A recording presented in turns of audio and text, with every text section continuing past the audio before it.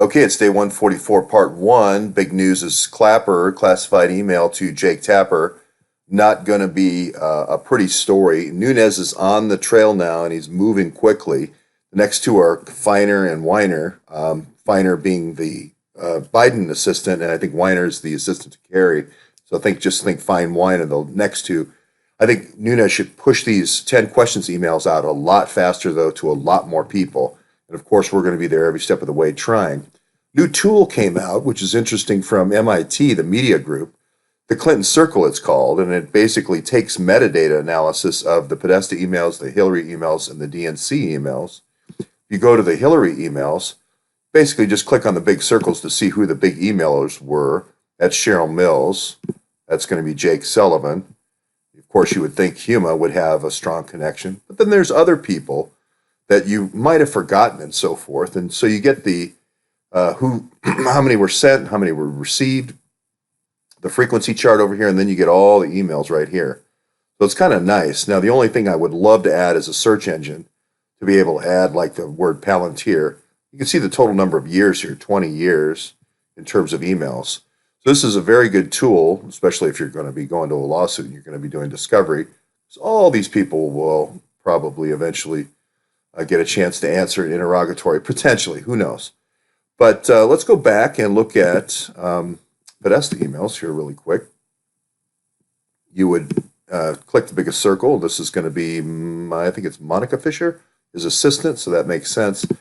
Aaron Sepp is kind of being positioned right now as an NRA gun owner. And it just shows you how these Georgetown kids, these Georgetown CIA kids, Knox or whatever you want to call them, are just used interchangeably for whatever PR story needs to be pitched. They change the hairstyle a little bit, cut it a little bit more conservative, dress them a little bit more conservative.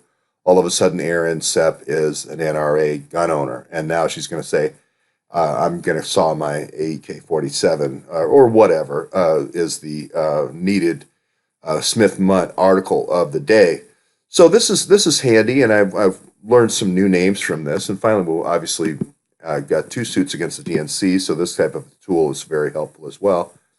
And it's interesting, as I mentioned before, the inner circle of the finance people are the ones that are in the DNC, and it's almost like, hey, while Imran was sweeping hourly money and information from NGP Van up to Hillary for America, you seven people were on watch, so you're going to be the ones that get blamed. Right, so this is Luis Miranda, if you don't remember him, and this is Scott Comer as another one of the kind of the financial guys and so forth.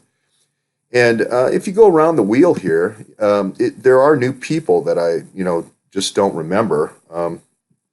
Then you can see all the different emails they sent to each other, which is kind of nice as you pick each of the connections and then the to from and the total stats there, which is kind of nice. Again, I'd love to do something like this with our data. News articles for this kind of link analysis, metadata analysis would be great, as well as all the different documents we've got and, analyzing them for entities. So it's almost like scanning every document for entities. And then with the other piece of this is timeline. If you could have an adjustable timeline down here, you could see the network analysis move with the timeline. But, that's how software is. You always have another future request. Then finally, I'll do the DNC. I might have done that already, excuse me.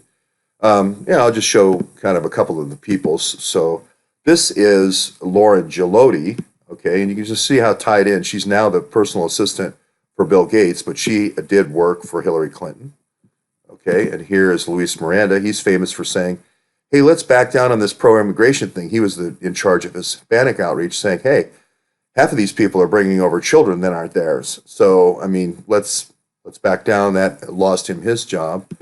And then, of course, the Scott Comer made derogatory comments about homosexuals. That lost him his job.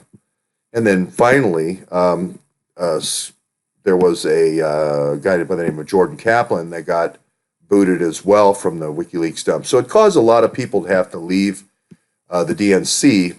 But we'll drill down more into this now. And now this type of tool is out there. I think it's going to be interesting to see what the engine was that was used, if it's open source. Usually MIT Media Group open sources everything. So if we could just dump emails or dump all of our documents that after they've been scanned from the Trello board into this kind of analysis, this would be interesting because I could see obviously Imran being here, Huma being here, not, well, maybe Huma, but Hina here, maybe Omar, maybe Rayo Abbas, uh, all the different folks from our story. So that's this morning's part one.